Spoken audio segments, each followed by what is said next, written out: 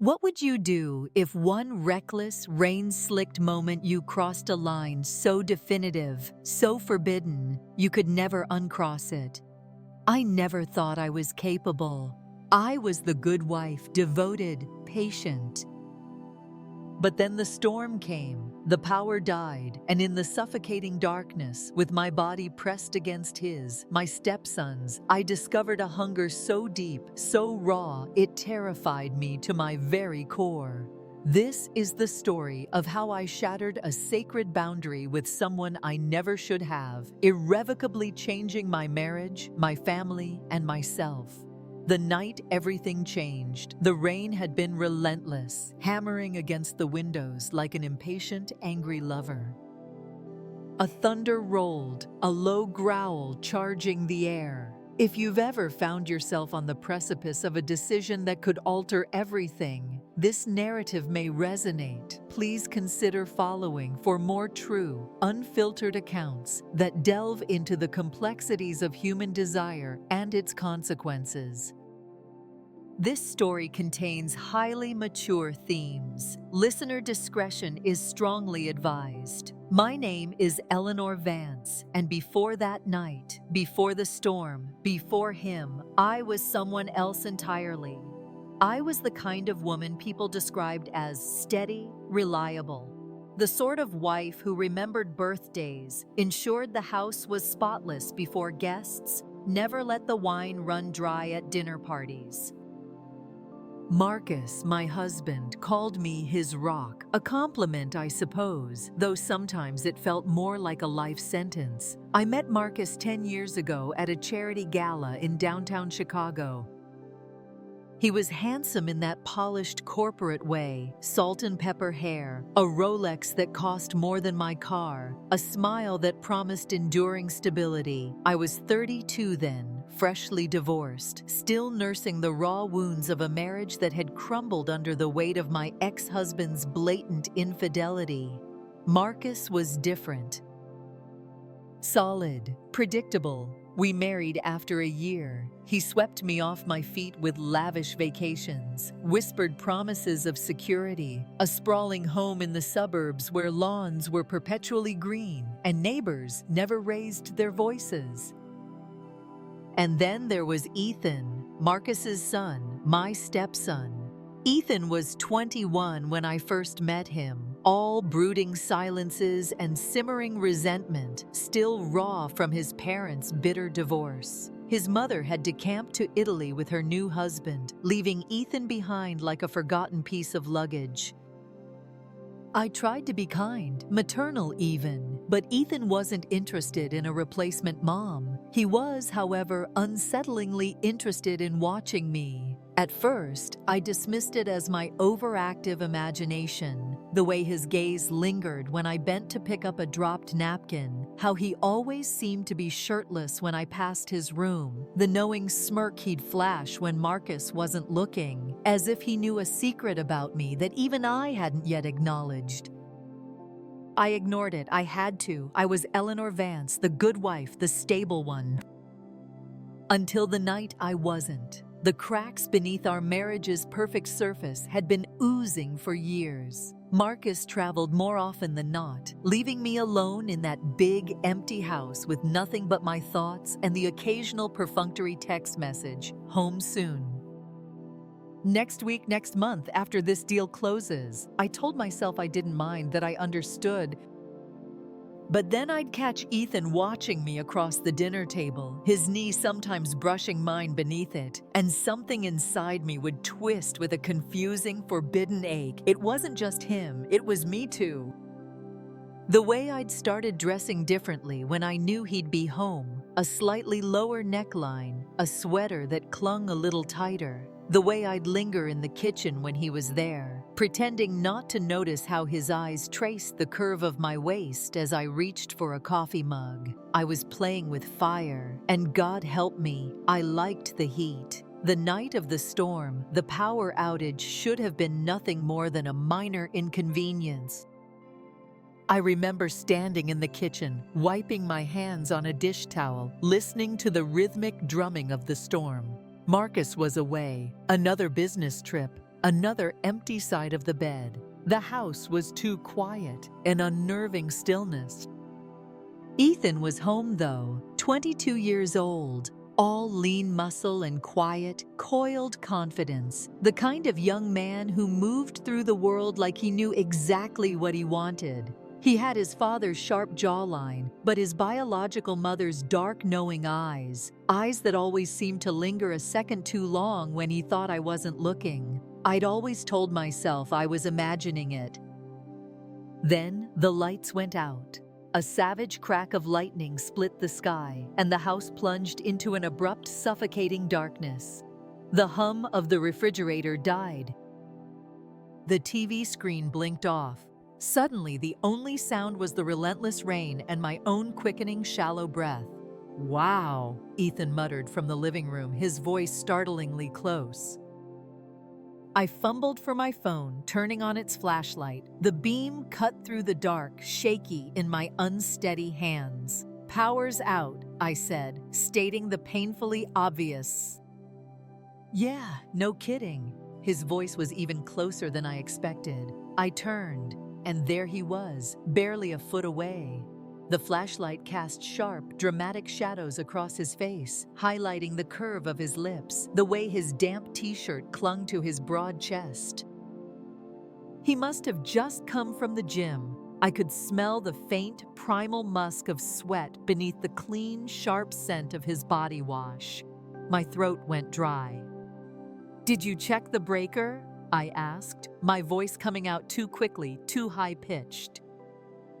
"Yeah, it's the storm." He shifted, and in the dim, dancing light, I saw his gaze drop, just for a fraction of a second, to the V of my silk blouse.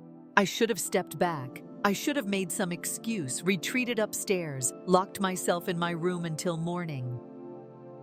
But I didn't. Then I tripped. A loose rug, a stupid, clumsy misstep in the unfamiliar dark. My ankle twisted beneath me, and I lurched forward with a startled gasp. Ethan caught me instantly, his hands firm, strong on my waist, but the momentum was too much. We crashed onto the couch, me sprawled on top of him, my legs inadvertently straddling his lean hips, and that's when I realized, with a jolt of pure, unadulterated panic, that the charged closeness between us had irrevocably crossed into dangerous, forbidden territory. His body reacted before he could hide it, a hard, undeniable pressure against me. And mine. God help me, mine responded in kind.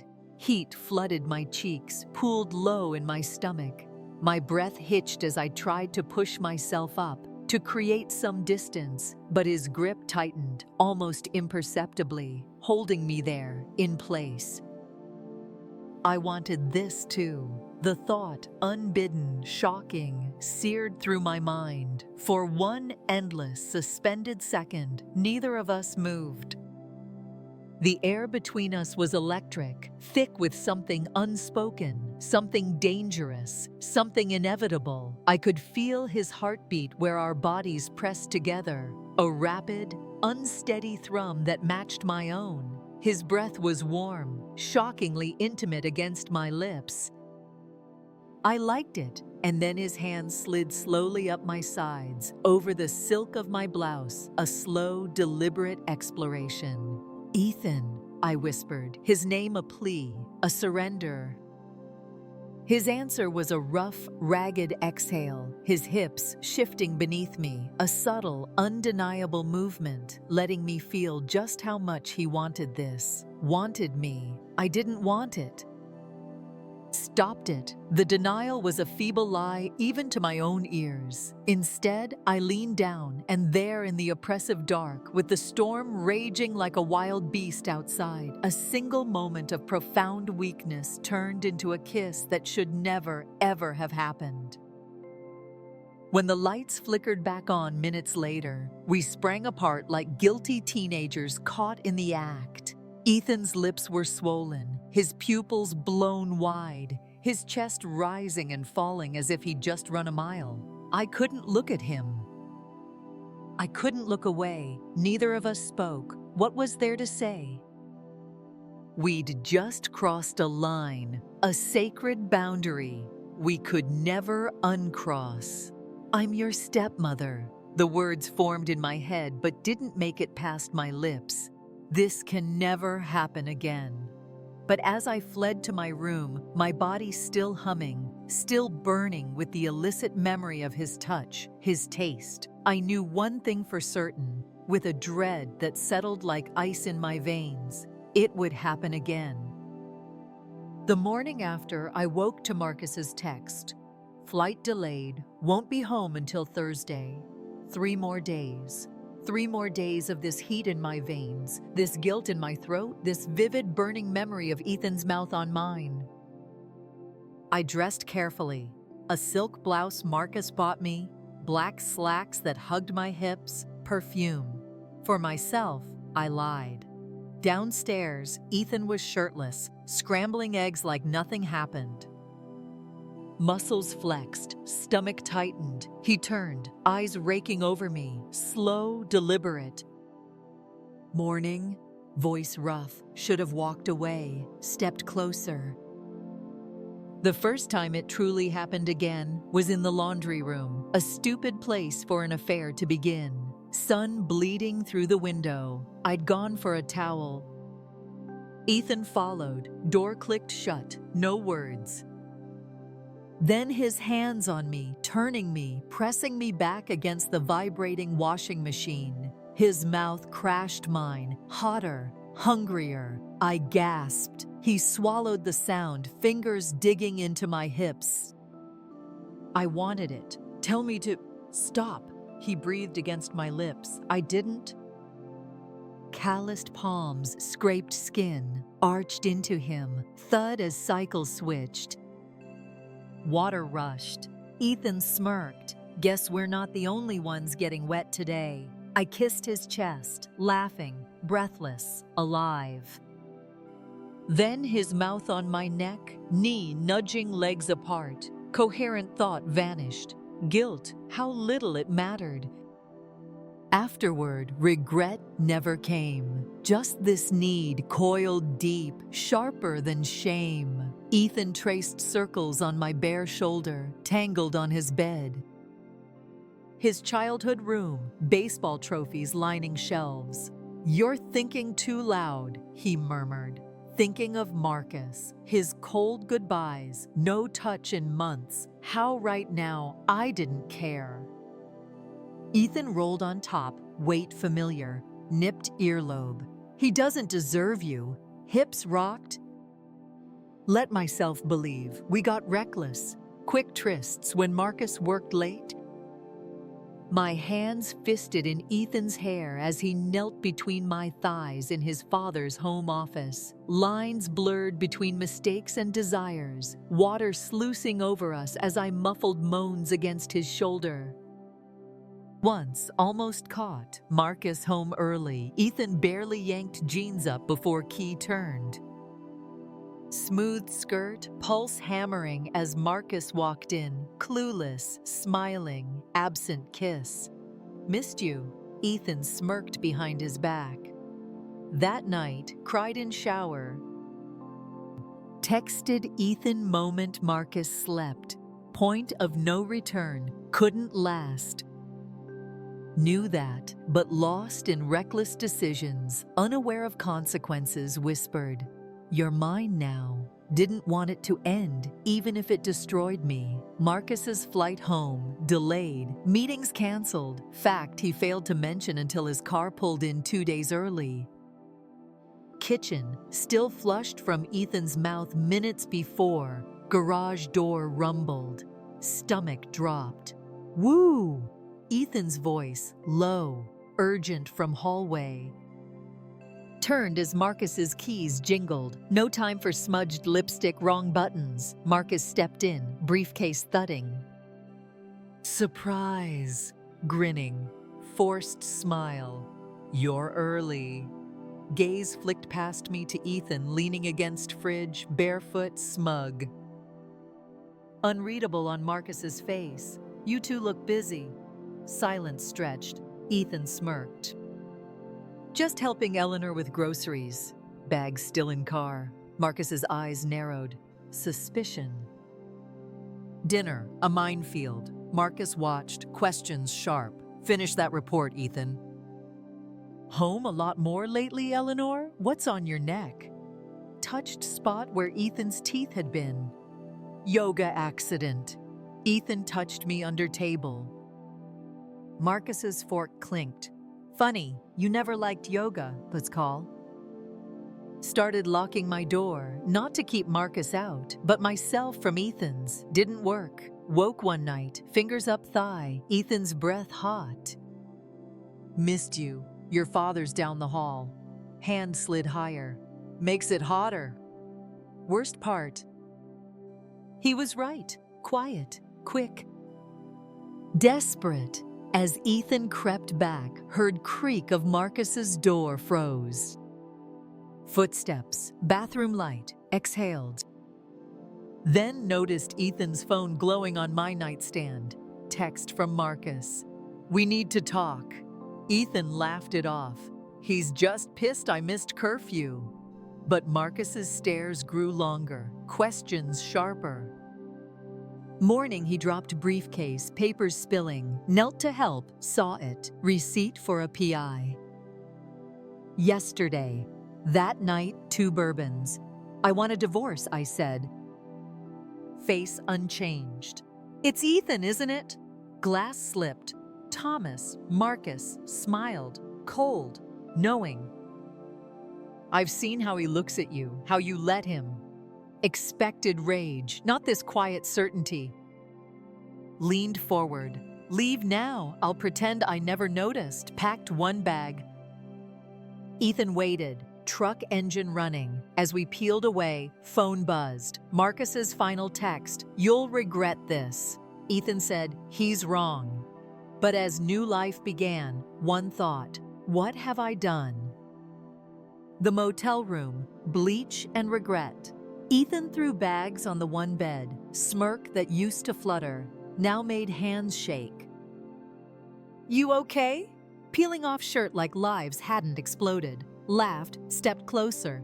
Yeah, and he wasn't touching you. I was. Fingers dug hips, should have pushed, didn't. Rougher, teeth, nails, no pretense of love, just need. After, as Ethan slept, crept to bathroom, vomited. Reckoning. Marcus's revenge, 3 days later. Bank, joint accounts frozen. Eviction notice, Ethan's truck. Email, for your records, attachments, security footage, me pressing Ethan to fridge. Search history, can stepmother marry stepson? Forwarded message to Ethan's mother, your son has touched my wife. Ethan's phone blew up. Mom, what have you done? Coach, you're off team, unknown. Hope it was worth it. Smashed screen, sat still, staring last attachment. Finalized divorce. Brutal stipulation. Wife forfeits all marital assets. Infidelity. Marcus planned, waited. Let me walk right in. Fantasy cracked. Ethan started drinking hard. Not playful beers, spiral. Slammed cabinets, gripped wrist too tight. Muttered about Marcus ruining everything. One night, reeking perfume not mine, pretended not notice, what right? Happened Waffle House, 2 a.m., Ethan, 3rd bourbon. Maybe we should slow down, fork clattered. We? You mean me, Eleanor? You used me, hissed. Bored I was there, now stuck, admit it. Next booth stopped eating. Throat burned. Not true, voice dropped, Miss Big House. Rich husband? Crawl back, see if he wants you now, everyone knows. Threw water in his face. Laughed, wiped chin. There's the Eleanor I like. Woke alone next morning. Ethan's duffel gone. $300 from sock drawer, gone. Note, motel stationery. You're not the first, won't be the last. Jake laughed till I cried. Called only person left. Marcus picked up. Eleanor, just name, no anger, gloating, knowing. closed eyes. I want to come home. Pause lifetime. Then you are home. Look outside. Pulled curtain, Marcus's BMW idling, waiting. Always stood 10 minutes, watching car reflection. Smudged mascara, tangled hair, ghost of Ethan's fingerprints. Phone rang again, Marcus. Let it go to voicemail. Packed bag, left key, walked out. Past BMW, motel office. Past everything I thought I wanted, Marcus didn't follow. Didn't have to. Some punishments don't require chains. Coffee shop, cinnamon, burned beans. Stirred latte, foam dissolving. Therapist said journal, process trauma. All I wrote, I miss the house. Miss my old life, don't miss him, why? I miss both of them. Cruelest part, phone buzzed, calendar, court, 2 p.m. Final divorce decree. Marcus surprisingly generous, no alimony, no lawsuits. Clean break, about to silence, new text, unknown number. Look behind you, stomach dropped, Ethan slid into chair. Cocky grin, new tattoos, hair longer, jaw sharper, expensive cologne, bad decisions. Miss me? Didn't blink. You stole my money, shrugged. You stole my dad's wife. Barista called, Jesse, winked. New life, new name, watched him saunter. College girls giggled. Same Ethan, different prey, returned, dropped folded newspaper. Society page, Marcus's engagement. Tech CEO Marcus Vance to marketing executive Madeline Brooks. Photo, Marcus smiling, arm around blonde, half his age. Ethan leaned in, had her lined up before we left. Sipped coffee. I know. Seen emails, hotel receipts, lies I ignored while fixating on my own. Ethan's smirk faded. Not even mad. Oh, I'm furious. Set cup down. Just not at him. Ethan waited till I stood. She's pregnant. Froze. Due in March. Towered like always. Guess he didn't have fertility issues. Knife twist. Marcus and I tried for years. Failed. Blamed me. Now this. Ethan closer. Breath hot on ear dog. I could make you forget him again. Laughed. In his face. Walked out. Past staring customers, pitying barista, ghost of woman I was, letter, week later. Thick linen, Marcus's monogram, inside one sentence. I forgive you, no signature plea, just absolution I didn't deserve. Burned it, final truth, therapist asks why I'm here. Because I chose a boy over my life. Wait, exhale. Because part of me would do it again. Silent stretches. Some confessions don't need forgiveness, just witness. My future life unfolded, slow, aching reckoning.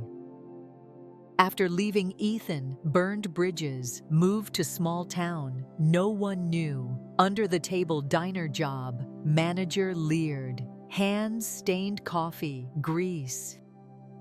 Nails chipped, reflection, a stranger, hollow cheeks, tired eyes. Weariness, sleep couldn't fix, rent barely covered, leaking faucet, neighbors fighting through walls, nights staring at ceiling, wondering if Marcus thought of me, if Ethan found someone else to destroy. Shame curdling seeing names online. Marcus's LinkedIn, new wife's Instagram, vacations, baby photos. Ethan's law struggles followed. Sad reflection, fingers trembling, clicked away, past nipping. Holidays alone, cheap wine, TV blaring. Few friends left tiptoed. Pity worse than judgment. Years blurring, monotony of survival. Beauty fading, harder, quieter. Woman people glanced at, forgot. Dreams crumbling, rainy Tuesday, community college brochure, counseling degree. Something faint, fragile stirred, possibility of helping others lost like me. Long road, daunting. Not impossible, first shaky step, redemption. Not grand, dramatic, small, quiet, grace only after stop running. Future uncertain, no longer hopeless, mistakes heavy, not crushing, woman in mirror, finally someone I could live with. If not yet, this story is a difficult journey through regret, consequence, and the faintest glimmer of redemption. What are your thoughts on Eleanor's past? Could she have made different choices, or was she a victim of circumstance and her own unaddressed needs? Share your insights with compassion in the comments below. If these raw and honest narratives speak to you, please consider following and liking. Your support helps us continue to explore the hidden, often painful truths of the human heart.